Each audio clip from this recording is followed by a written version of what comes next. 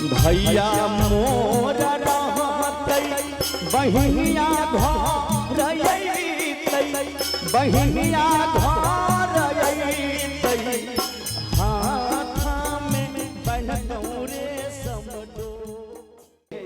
उनका बहन सबके भाई आवे छे राखी बांधो के लेल रक्षाबंधन दिन सावन के पूर्णिमा में, लेकिन वही बहन के भाई जी नहीं आवे छे, भाई रहबे न करते केना अइते तो बहन के आंख से आंसू जाय छे।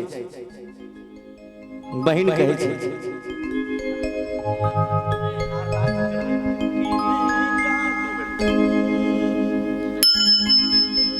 आरे याबी गेल सावन पूर्णिमा के दिनमा पूर्णिमा के दिनमा किनिका के बांध रेशम डोर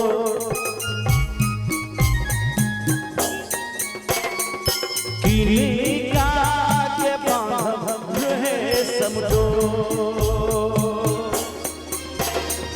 आबि गेल सावन पूर्णिमा के दिनमा पूर्णिमा के दिनमा किनिका के बांधब रेशम डोर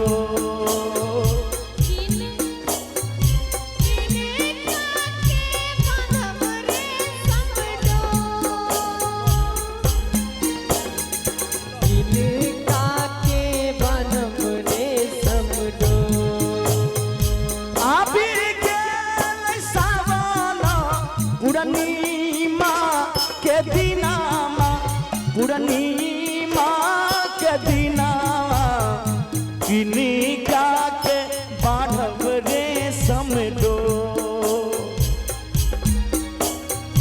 बांधब रेशम डोर किनिका के बांधब रेशम डोर।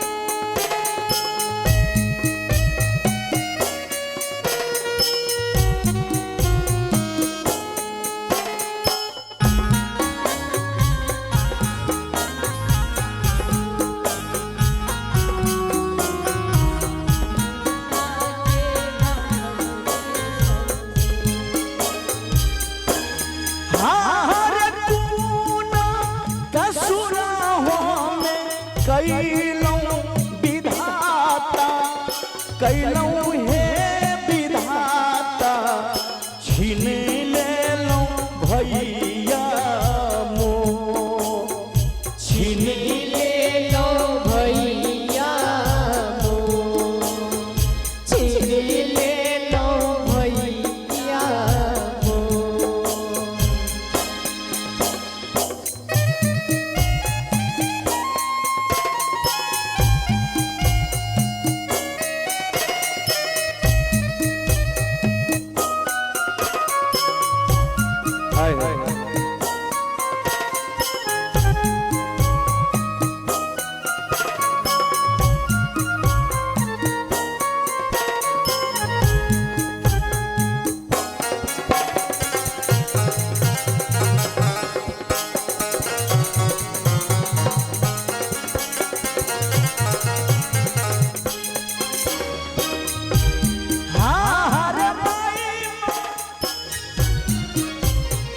माई बाप के कोठिया में कवन चूक कैलियै कवन चूक कैलियै।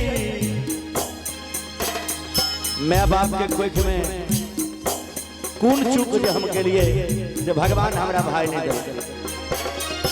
माई बाप के कोठिया में कवन चूक कैलियै कवन चूक कैलियै छीनी लेलकै भैया मोर छीनी लेलकै भैया मोर।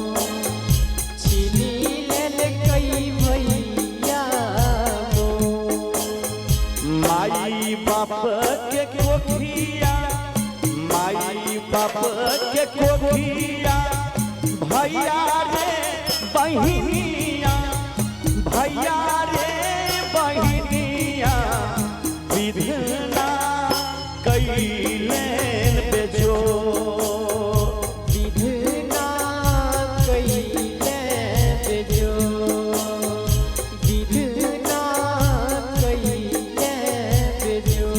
जय हो।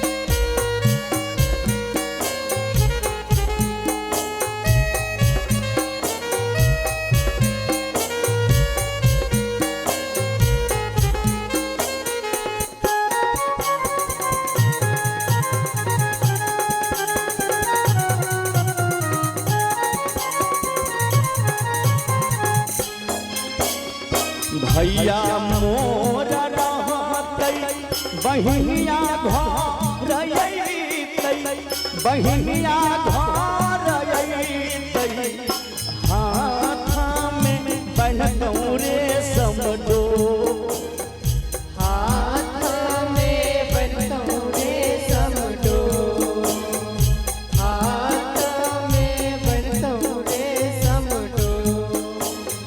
सब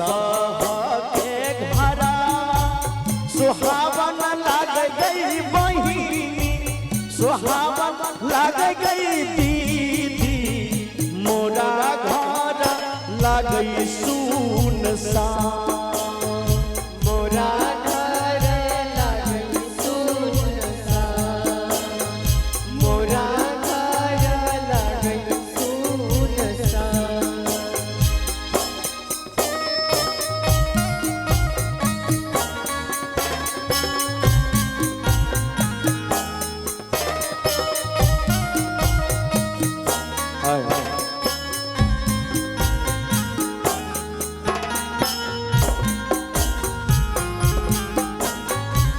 हे विधाता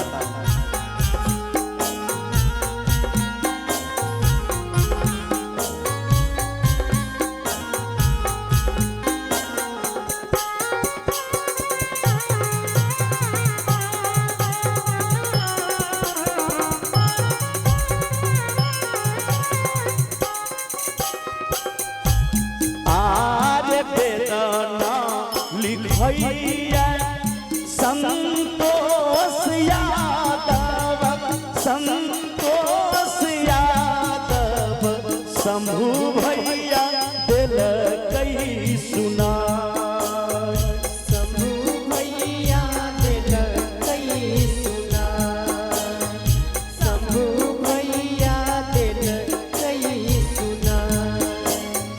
वेदना लिखैया संतोष यादव संतोष यादव सभे भैया लियौने सुना शंभू भैया लगई सुना आर्या गेल सावन पूर्णिमा के दिना पूर्णिमा के दिना किनका के बाघ रे समझो किनका